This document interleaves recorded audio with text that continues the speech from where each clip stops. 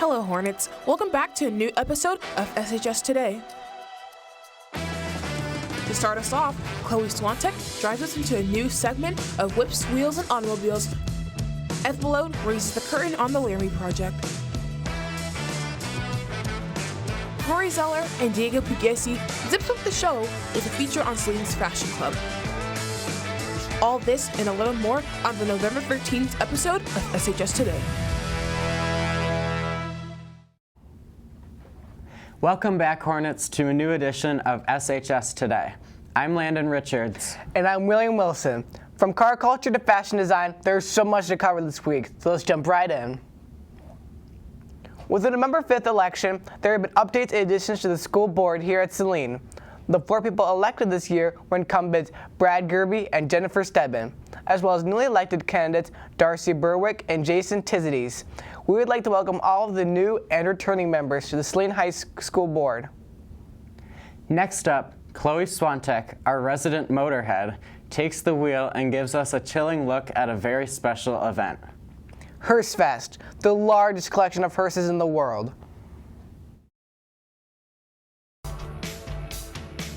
Hello, Celine, and welcome to a haunting edition of Whips, Wheels, and Automobiles. I am your hostess, Chloe Swantek. This time, I went all the way to Fowlerville, Michigan, to give you an inside look at the eerie world of the darkest vehicles around at Hearsefest. Hearsefest is held every year in an attempt to break the world record for the longest hearse procession. Here is Maddie Newland with a unique perspective as an owner of one of these rare vehicles. I am from Virginia.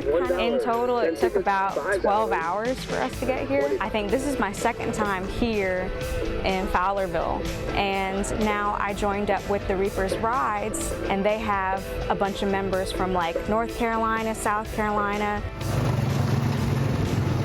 Maddie is the proud owner of a 1968 Cadillac built by Superior Coach. It's shiny now, but this retired funeral car was nearly completely rebuilt. It definitely did not look like that when we first got it. I think it's been 3 years now since we got it, but it was all dented. It was like a flat satin.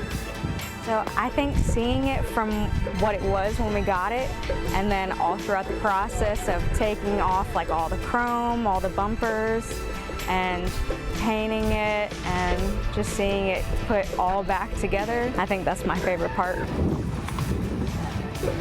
I had no idea what the hearse community was like. I had no idea what I was getting myself into when I got the hearse, but I am happy that I did because it really has become like a second family to me. Although we are a ways out from Halloween, thank you for joining me for this eclectic segment of Whips, Wheels, and Automobiles. Back to you in the studio. I never knew that many hearses have been made throughout the years. Moving forward, Whips, Wheels, and Automobiles will venture outside of Celine High School to showcase even more unique cultures and histories. Believe it or not, our first trimester is almost over, meaning exams are coming up next week.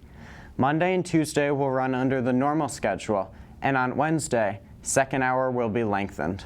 Next Thursday and Friday are both half-days with modified schedules. Trimester 2 will start on November 25th, with Thanksgiving break occurring from November 27th through the 29th. I wish you the best of luck on your exams and a good Thanksgiving break. While many students will be studying for their exams, the Celine Drama Club will be performing their fall play, the Laramie Project, this weekend. You're in the play, aren't you? I am. Let's take a look into the making of the show and the story it follows. Now I just want to shake him, What were you thinking? What in the hell were you thinking? So it's the Laramie Project. It's about the 1998 murder and torture of Matthew Shepard. He was a gay man in Laramie, Wyoming. The crime was completely motivated by hate. The people who made the play went into Laramie and they did thousands of interviews, interviewing almost all of the townspeople. It's told through civilian accounts and just like the stories of people who lived there. The specialness about it being a play is that you can really just copy and paste the words that these people said, which is what they did. These are transcripts of interviews and just put them into the show. Actually makes it feel more human. The emotions of the people that the story is about, you can't get that from a book, and it's just more powerful if you can see it like before your eyes instead of through a screen. There's a lot of hatred in the world. We accept as much as we can, but not everyone is perfect. But also that they see that good can come out of evil, and the hate can bring people together in the face of the hate. And I think that it would be good for like everybody to come and just look at this, take in the information, and make your own thoughts. I knew we had a lot of younger actors who maybe hadn't had spotlight moments on stage. I wanted to do something that gave a lot of people an opportunity to perform and to do something a little more serious and realistic, because that's where they get the experience and they become better actors, and that's how we grow our program. With the unique production, the Drama Club has been working with Uproar to emphasize the themes of awareness and inclusivity. I'm so excited to watch the show. But wait, when is it exactly? Good question. The Laramie Project will premiere on Friday, November 15th, as well as Saturday, the 16th at 7:30 p.m., closing on Sunday, November 17th at 2 p.m. in the Saline High School Auditorium. Tickets are $10 and can be purchased in front of the auditorium on the days of the show. Speaking of clubs, another club returning this year is Saline's Fashion Club, which started meeting on September 5th. The Fashion Club works to sketch new designs and turn their ideas into reality. Rory Zeller and Diego Pugliese shine the spotlight on the Fashion Club in this year's debut of Club Corner. High school culture is a captivating topic for young people across the world, and our clothes define it.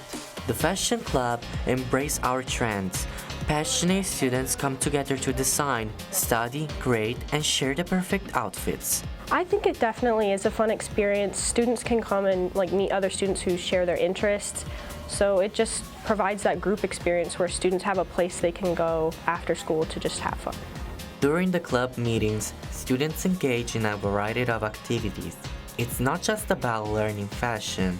Students work with the art, needles, sewing machines, and their peers to truly make it their own. So currently this week we're doing little crochet ghosts for Halloween, and then a couple weeks ago we did style boards, and then we would have a scheduled show where we could use the auditorium to present our outfits and have a good time. A lot of work goes into these projects. Members are constantly testing their techniques and creativity to get the final results. Yeah, they can learn how to crochet, they can learn how to sew, and they'll also learn about other people in the club and their experiences. It's a long process, but it's really fun, and it's really cool when you make what you make and then people see it and compliment it. That just makes all the time worth it. So the Fashion Club meets in the orchestra room, which is B220, and we meet every Thursday from 3 to 4 p.m. This program is one of the most glamorous clubs at Saline High School. Members express their emotions to make art and represent themselves. This is Diego Pugliese, back to you in the studio. Interested in Fashion Club, design, sewing, or embroidery, the Fashion Club may be for you. Running every Thursday from 3 to 4 p.m. in the orchestra room. The Fashion Club is welcoming new members, so make sure to stop by. Well, that's all the time we have this week. I hope you enjoyed the show. I'm Landon Richards. And I'm William Wilson. Be sure to follow at Saline Video on Instagram and YouTube for show updates and behind-the-scenes content. And make sure to tune in next week for a look at our work-based learning program, the school's recycling initiative, and the work that goes into restoring a trailer with our welding program. Have a great week, Hornets!